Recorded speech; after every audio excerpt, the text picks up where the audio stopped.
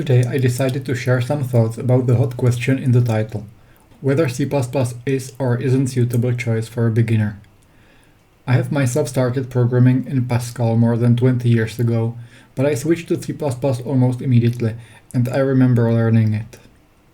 I developed several small commercial applications in 2005, then took a break to study and later teach physics, only to get back to programming in C++, which has quite changed in the meantime. I have now been working as a C++ developer again for more than 5 years, so I believe I already have enough experience to have an opinion.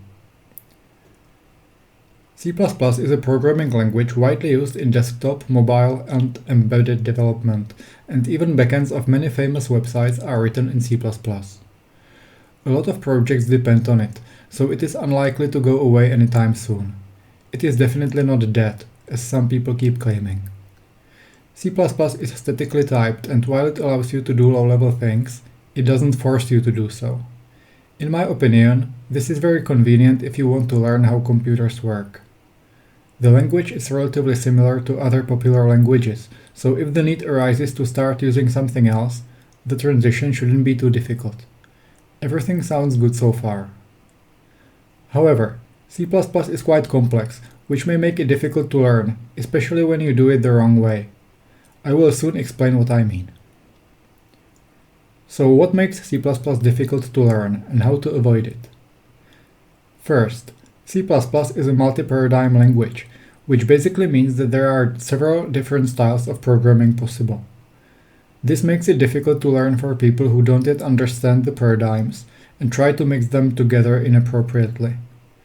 As an example, many people are so thrilled about object-oriented programming that they want to learn it before they know what a function is, and instead of taking advantage of the more advanced concepts, they turn them into obstacles. The second reason is the fact that the language is maintaining compatibility with C and with earlier versions of itself, although not completely. This is good because people don't have to update their code all the time, which is one of the reasons why C++ is popular. But it is also bad because the language bloats as new features are added. As a result, there are often multiple ways of doing something, and it can be difficult to choose the appropriate one, especially if you are a beginner. Third reason, and maybe the most important one, is that the language contains many features which are not meant to be used frequently, and which are only there for quite specific cases. However, people tend to overuse these features, often because of some misguided feelings that if they don't do complicated things, their application will be slow or similar. This way they make it much more difficult for themselves than it has to be. For example, the fact that you can manually allocate memory or use multiple inheritance doesn't mean that it is a good idea to do it. It usually isn't.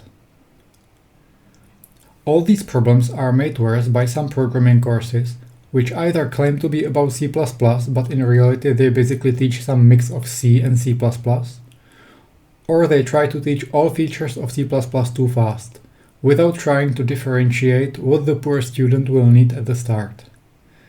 This leads the beginners to get lost and fail. So if you're starting with C++, my advice is to keep it simple. Don't run into a minefield because you think that's what the experts do. I strongly believe that modern C++ has a subset which is easy to learn, but already powerful enough to do very interesting projects. If you stay away from object-oriented programming, pointers, templates, and various stuff inherited from C, you should not run into major issues at the beginning. You will later be able to pick the advanced concepts more easily. We all learned to crawl, walk, and run in this order. It makes no sense to do it differently with programming. I would learn basics of C++ first, gain some confidence, and only then expand the knowledge and start discovering what is under the hood. From my experience, this approach is better for newcomers, and C++ is a good choice if you want to do it this way. My advice was to start simple, but a beginner can hardly tell what that means. For this reason, I think it is very important to have a teacher or a course to follow, so you know where the worst pitfalls are. At least when you start. This is the biggest single piece of advice I wish someone had told me when I wrote my first programs over 20 years ago. Some people advise to only learn by experiments, copying bits of code from the internet and discovering what they do and so on. I don't think this is a good advice. You will develop bad habits, you will learn to overcomplicate things, you will not be effective, and your code will be unserviceable. This is exactly how I started, and it took a long time to fix later. In fact, this is part of the reason why I dropped programming for some time and decided to study physics instead. I was so fed up with servicing my own code that I decided that programming is not the job I would want to do for a living. Only much later I realized that it was me who was the problem, and I started again. Experimenting and learning from code snippets is a big part of what programmers do, but it is not a good idea to do it at the start. The same applies to Googling every little piece of information, because there is a risk that you will fail to see the big picture. For example, if you Google how to do something, someone will tell you, but they might assume that you already know something else.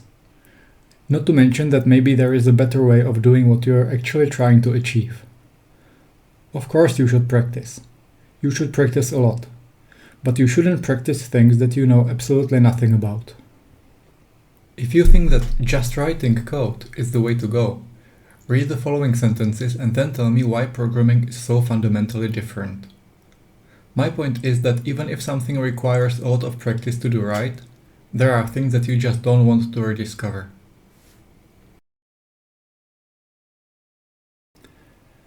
To make a conclusion and answer the question in the title, I believe that C++ is a language that is suitable for beginners, providing that they learn all the things in a meaningful order, don't try to learn everything at once, and don't overuse trial and error approach. This way the beginner will be able to avoid most of the frequently mentioned pitfalls.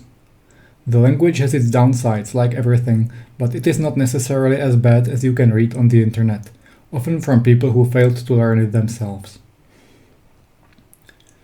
Everything in this video is my personal opinion, and I know many people will not agree. However, if you like the idea of learning C++, consider subscribing to my channel. I'm currently making a C++ course where I would like to present the ideas the way I would have liked someone to present it to me years ago. Thanks for watching and feel free to leave a comment below.